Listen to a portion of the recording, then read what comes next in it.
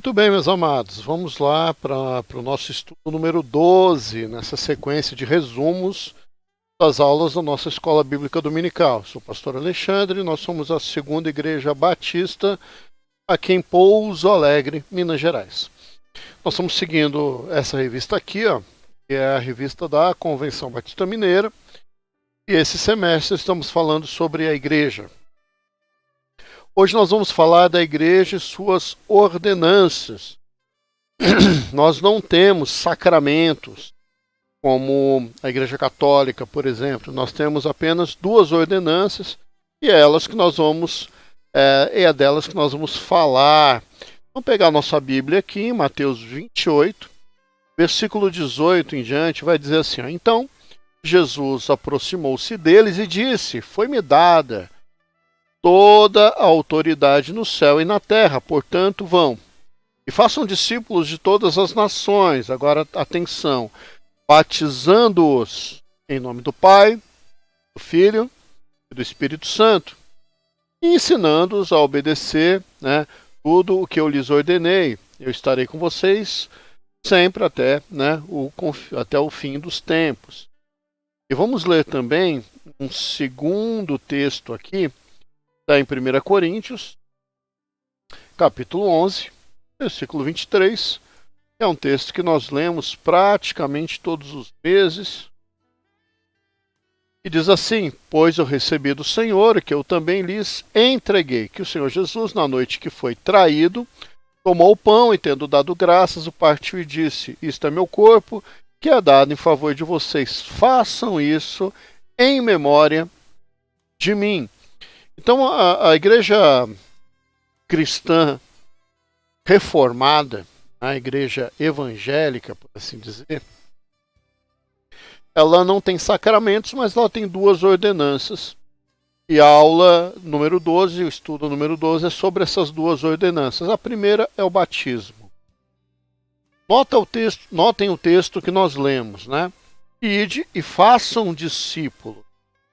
E à medida que eles se tornarem discípulos, vocês devem os batizar.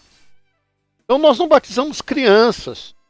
Nós não compreendemos que a criança ela é um discípulo, ela não se converteu ao cristianismo. Logo, o batismo, que é um símbolo de morte para o mundo, ressurreição para Cristo, não faz sentido para uma criança.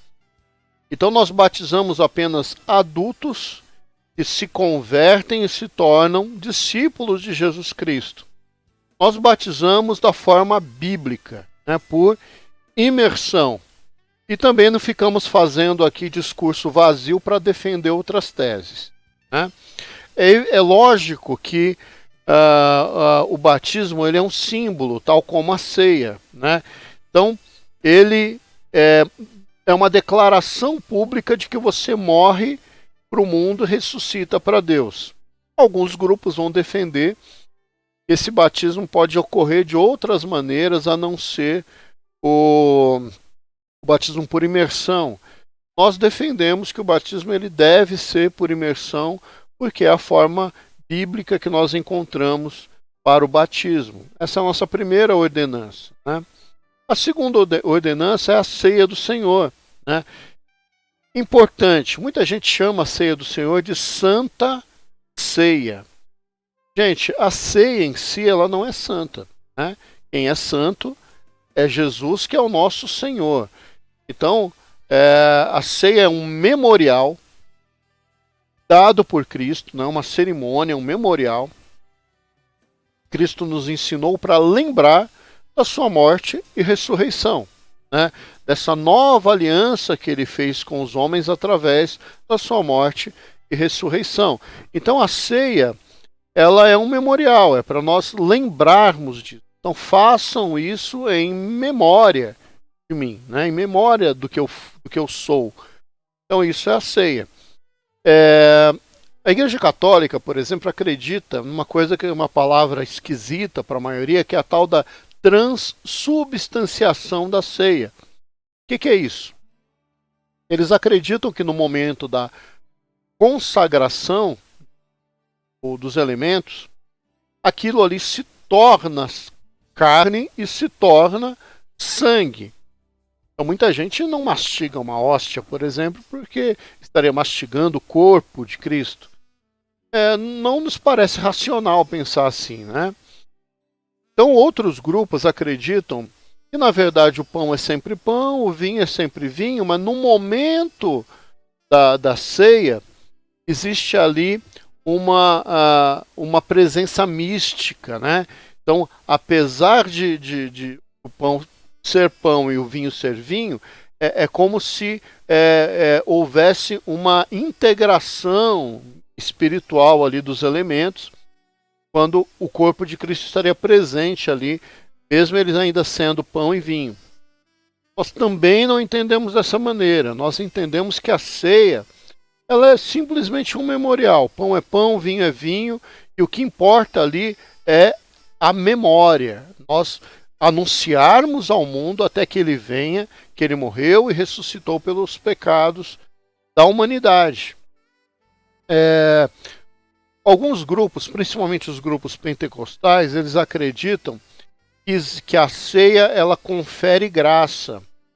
Então, que uma pessoa se tiver em pecado e tomar ceia, ela vai estar se prejudicando ainda mais, ou pode estar sendo perdoada, dependendo do coração. Ou a pessoa ela pode estar doente e ao tomar a ceia, os elementos da ceia, ela é curada, ela é fortalecida. Nós também não compreendemos assim. A ceia ela não confere graça. Não é pão, vinho é vinho. Mas, pastor, é possível que a pessoa seja curada no momento da ceia? Sim. Se a pessoa tiver fé, ela colocar aquilo no coração dela, que naquele momento ela pode ser curada, ela vai ser, mas não é por conta dos elementos da ceia, mas sim por conta da sua fé. Da mesma forma, no momento do batismo, a gente tem testemunhos de pessoas que foram curadas de algumas doenças no momento do batismo. Mas não é porque o batismo conferiu graça, mas porque a pessoa teve fé de que ela poderia ser curada naquele momento. Bem, então é isso. Nós temos duas ordenanças apenas, que é o batismo e a ceia do Senhor. Batismo sempre por imersão para adultos salvos. Ceia simbólica, pão é pão, vinho é vinho, mas é um ato solene quando nós lembramos da morte e da ressurreição do nosso Senhor Jesus Cristo. Que Deus abençoe. Você é convidado a participar da Escola Bíblica. Todo domingo, 9 horas da manhã. Presencial ou online, estaremos juntos. Que Deus abençoe.